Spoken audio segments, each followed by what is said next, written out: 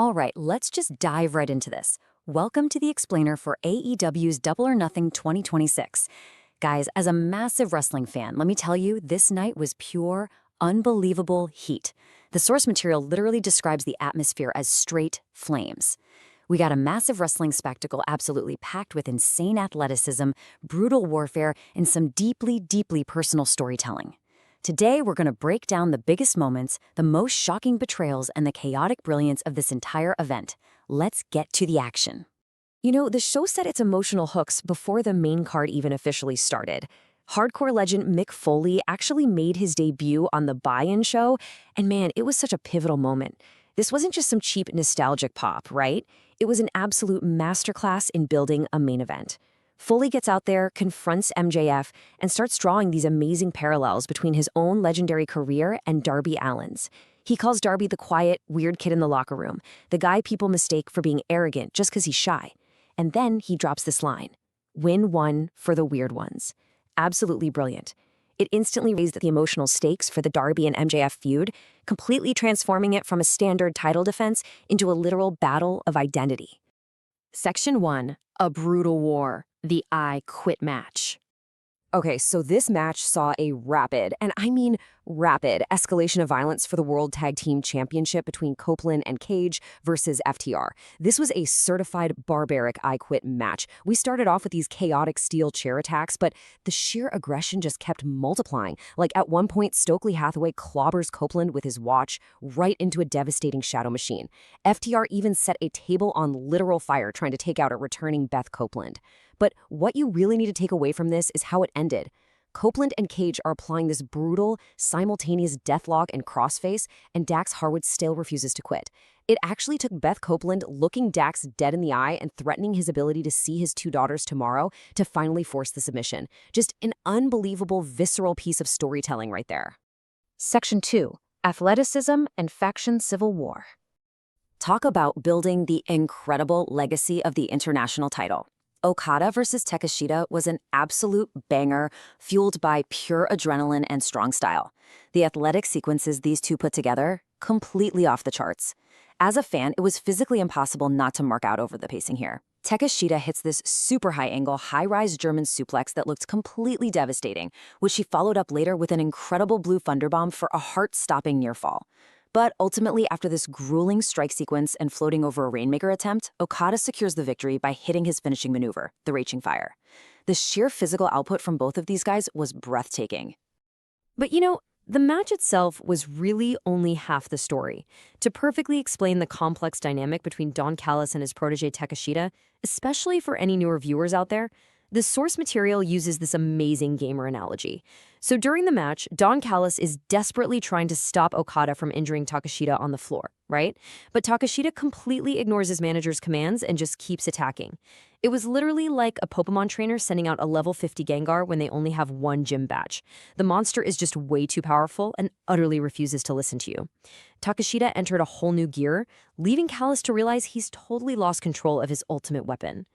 And that leads us directly into the post-match fallout and Kyle Fletcher's absolutely shocking betrayal.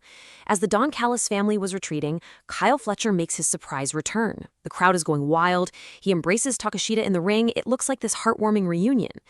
But then, wow. The stunned crowd reaction instantly shifted to pure, jaw-dropping shock as Fletcher violently attacks Takeshita. It was a breathtaking heel turn that forces this massive wedge right down the middle of their faction. This officially ignites a Don Callis family civil war. And let me tell you, the evolving feuds coming out of this are going to be absolute must-watch television. Section 3, Pure Stadium Stampede Chaos. Okay, when you put a wrestling match in a huge, open stadium environment, the unique setting really cranks up the intensity, which basically means the props get totally absurd. A tennis ball machine literally went into business for itself, almost taking out Chris Jericho's eye. Jack Perry gets assaulted with a disgusting dust pack straight out of a vacuum cleaner. But okay, the craziest part of the whole shebang? The brawl spilled out into the real world so chaotically that Jurassic Express crashing into Mark Davis outside the arena triggered a legitimate alert on the NYC Citizens app. I'm not kidding.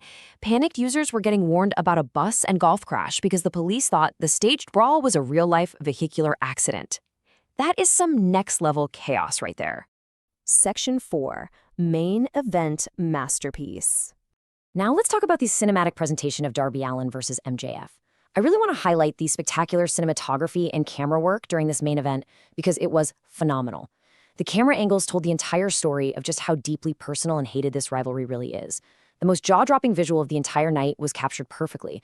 You have Darby soaring through the air for this high-speed dive, and MJF, in a moment of pure unadulterated villainy, literally grabs the actual cameraman and uses him as a human shield.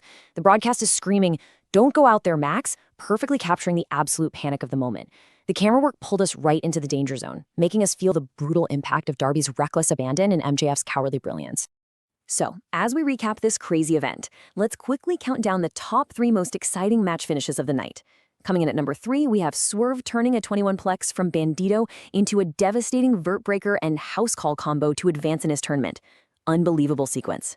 Number 2 is that brutal synchronized deathlock and crossface applied to FTR in our tag team street fight. But the number 1 finish of the night? It was actually MJF retaining his world championship.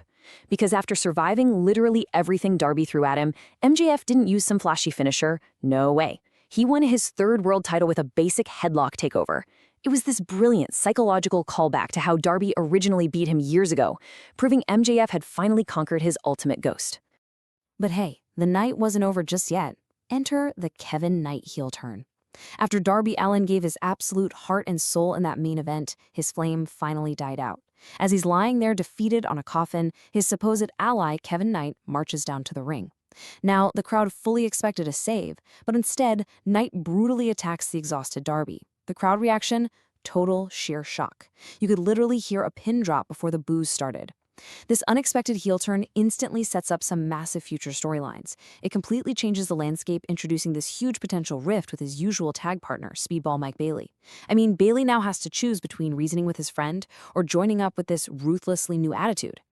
So, what does this all mean for the future? Well, MJF is back on top, the Don Callis family is completely imploding, new villains like Kevin Knight are emerging from the shadows, and the overall level of violence is just off the charts. It really leaves us with one provocative question.